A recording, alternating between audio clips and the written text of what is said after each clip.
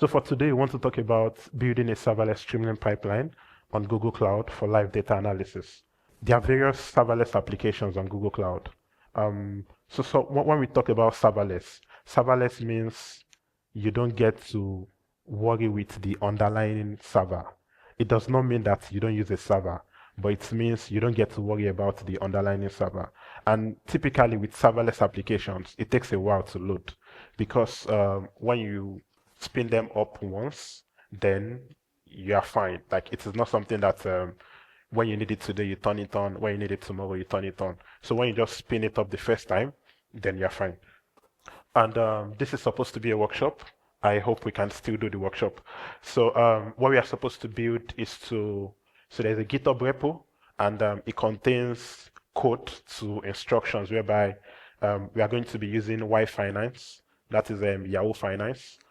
We are going to talk to the stock data from Y Finance. So on the stock data, you connect to the stock data, and there are some particular stocks that I'm interested in, like Amazon, Nvidia, Google, and a bunch of others. Then you can now calculate some rolling averages on there.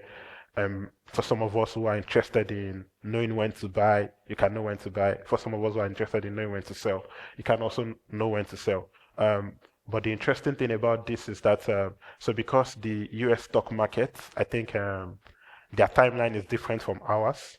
So I designed the pipeline in a way that it's going to use historical data and not necessarily what is happening in real time. Because during the session, they may be asleep and then nothing will go on in the stock market. Yeah, so what are the things we are going to learn? So just a high-level overview of what we are doing today is that use cloud storage here on Google Cloud. So cloud storage is an object storage application, and it could take blob storage. So you could upload. You could typically use it like your Google Drive. Upload any type of file into your cloud storage bucket. Also, we are going to use Cloud Function, and Cloud Function is the serverless in this thing. So Cloud Function, it's an event as a function service. The meaning of an event as a function service is that it responds to an event. An example of an event could be when a CSV file gets uploaded to a bucket. So anytime the CSV file gets uploaded, you could tell the Cloud Function to do a particular thing. Another example of an event is you want to listen to a PubSub topic. How many of us have used Kafka here? Apache Kafka. If you've not used Apache Kafka, there's also what we call Cloud PubSub. So, and it is used for publishing and subscribing message. So anytime a message arrives to that particular topic and the topic pushes the message to Cloud Function. So that is also an example of an event. It wakes up Cloud Function, then Cloud Function can do what you ask it to do. So there are a bit of interesting thing that happens with functions as a service, and that's an example of one. And thereafter, we do some interesting thing on data flow to do some moving averages of our calculation. And this is the point where we are supposed to go hands-on. Yeah, let's try that. So because we may not be able to project a bunch of the codes on the screen, we can scan this particular code and it's going to link us to the GitHub repo. Yeah, so please scan this and let's see. How many of us have scanned this? And we are now on the GitHub repo. By show of hands. Interesting. Please scan it. The code lab is quite detailed and it contains pretty much simple instruction in English language. So it's not in Python or something. There's a bit of code there, but you can really read it in English.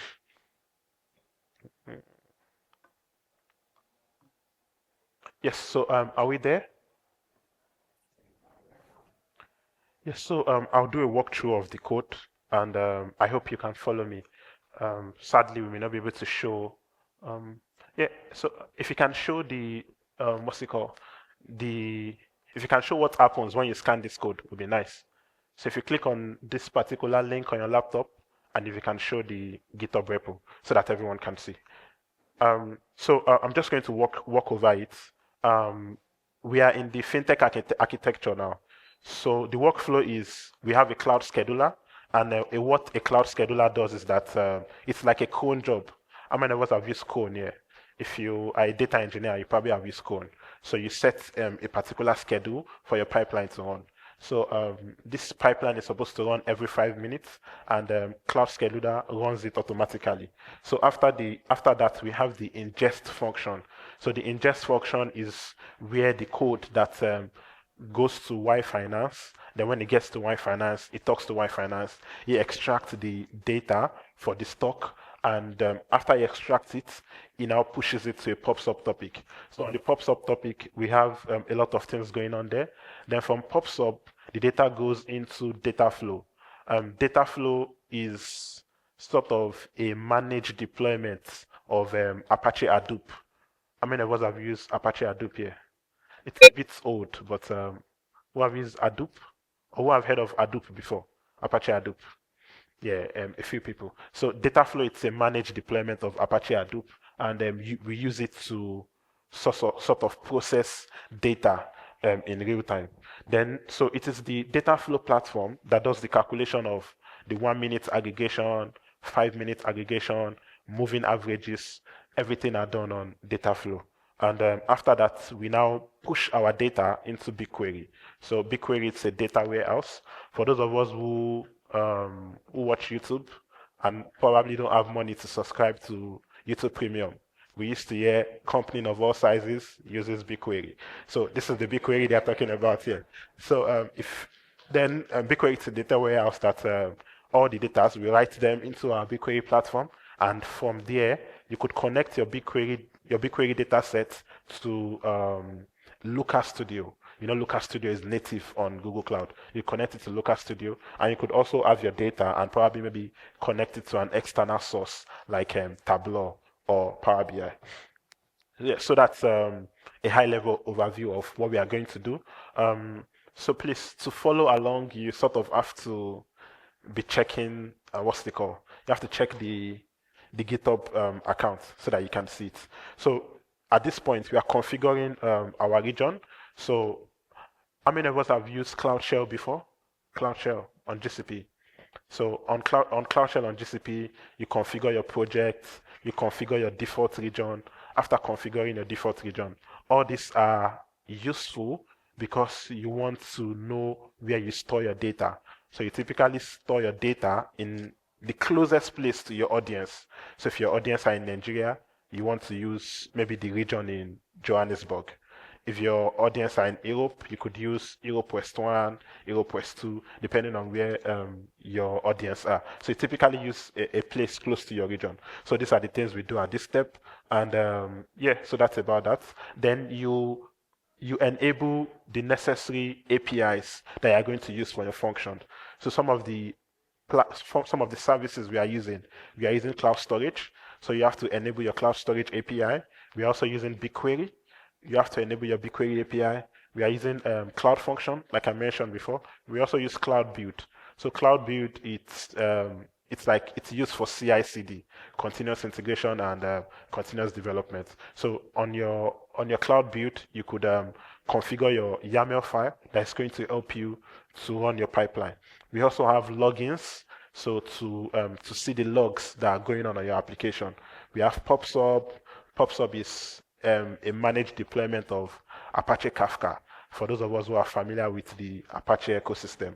We also have Dataflow, which is a managed deployment of Apache Hadoop. Then we have the Cloud Scheduler. So now I am on 1.4. For those of us following the repo, I'm on 1.4. So at this stage, we are granting the necessary permissions to our Dataflow service account. So because Dataflow has to be able to read the incoming data from the PubSub messages. So at this point, we grant the necessary permissions for our Dataflow to work. So after that, then we have the section 2, which is where we configure our cloud storage credentials. So typically, how many of us have created a bucket on cloud storage before? A bucket. And can you tell me what is peculiar to the naming on your cloud storage bucket?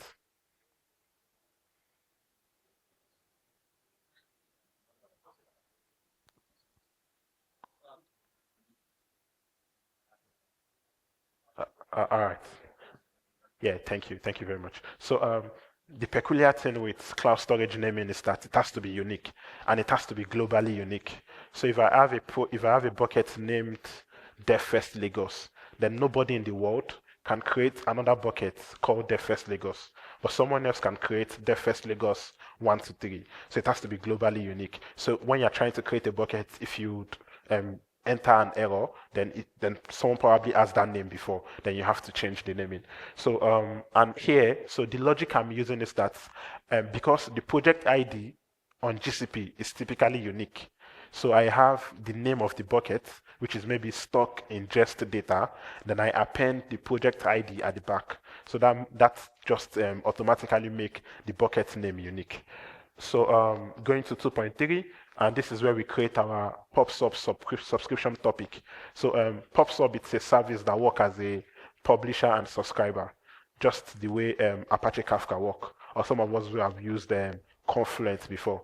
So you publish a message, then when you publish a message to a particular topic, then the topic can subscribe to that particular message. All right. So we have we are on section 3 now, and that is where we talk about the cloud function source code. So if you look at it, the first part of the code, that is where I'm doing the imports, the necessary imports. So importing Y-Finance, importing the function framework, and everything that we need to do. Then thereafter, I also configure the logins for my particular application so that you could see the log coming from data flow, you could see the log coming from cloud functions and other services. So under the tickers, we can see the line that has tickers. So under the tickers, we have the stock that we are interested in. So the first stock here is Google. We have we also have the one from Apple. We have the ones from Microsoft. We have the one from Amazon, Nvidia, and I think the last one is Facebook, Meta. So those are the stock I'm interested in. So if you are interested in some other stock, you could just edit that line and configure that with the necessary tickers that you are interested in. So then we now have the head of our functions. And the head of our function is to go to Y-Finance. So Y-Finance is public, and I think the data is public for everybody.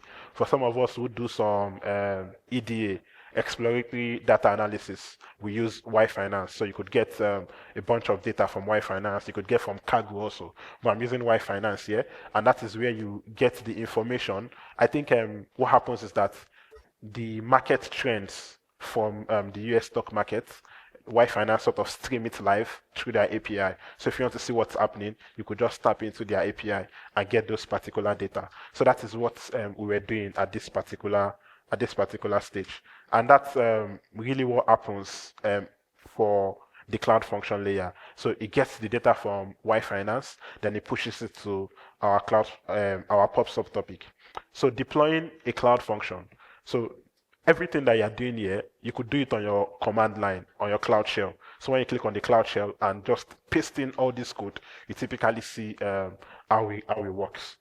Okay, so for section 4, we are creating our data flow analysis pipeline. So like I mentioned, data flow is the processing engine.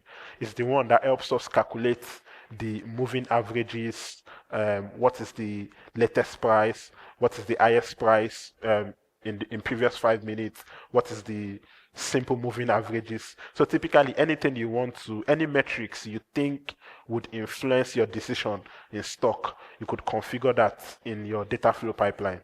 And the code is pretty much readable, and it is written in Python. So the first layer, you do the necessary imports. So after importing your functions, we have some formatting that we do on data flow pipeline. So that you can get the necessary information. Another interesting thing I added in the code for we that we are data engineers, because we may be concerned about our system latency.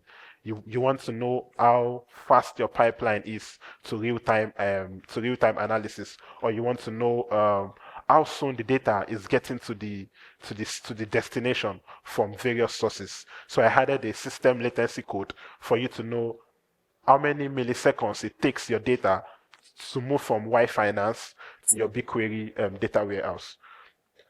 Yeah, so that's the major core functionality of the data flow pipeline. And after that, you also deploy your data flow pipeline.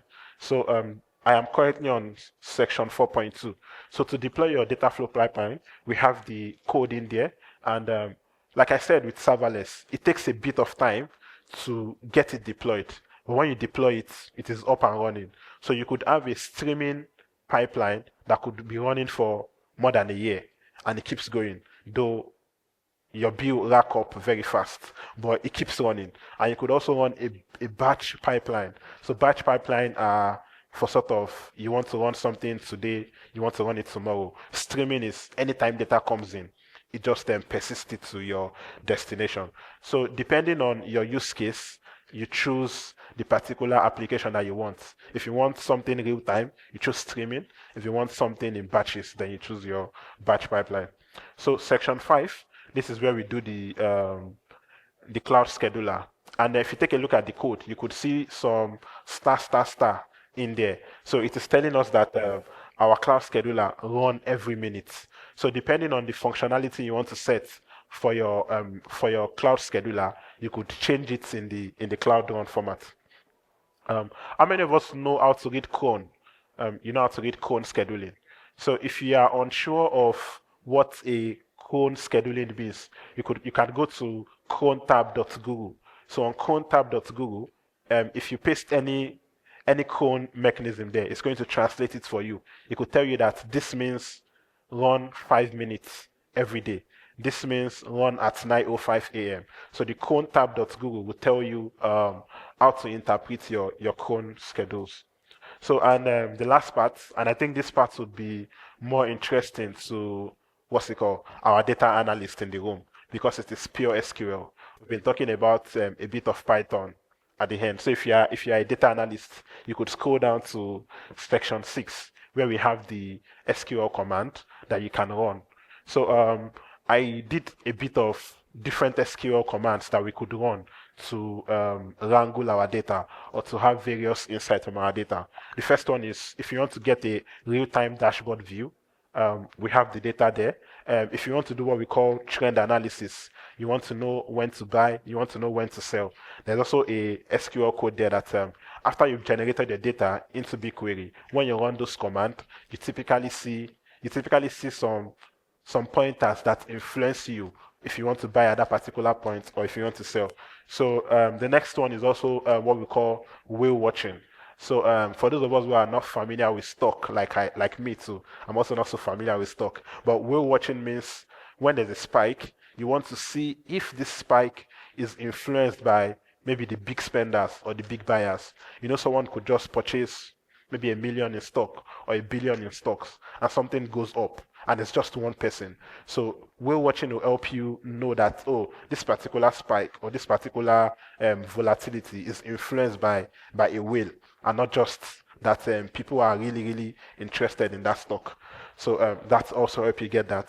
Another thing for those of us who do data engineering is the pipeline health check. So if you want to see the health check of your pipeline, you want to know how long it takes for data to move from the source to the destination, you want to see if you are getting delay in your particular data, then you could also use that to get an overview of your pipeline health check. So we have the volatility analysis also, and I also added something we call momentum ranking. So if you want to see how those stocks are doing in monuments, you could use the momentum ranking. And each and everything is written in pure SQL.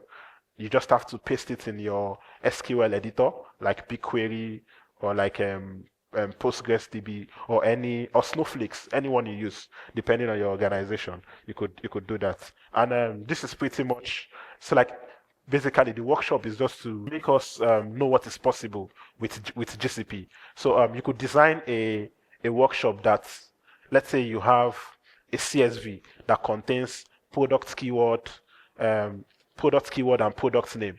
And from those product keyword and product name, you want to get maybe images and descriptions. You could also do that on Google Cloud. And you could design it in a way that anytime if you upload a file that contains the product name and the product keywords, he automatically generates an image for you, and he also generates a description. Maybe that is useful for someone who does maybe pre-order. You do pre-order a lot, and you're always struggling with getting a description for your particular services, you could use that. So I think I'm going to stop at this point, and I will give room for questions.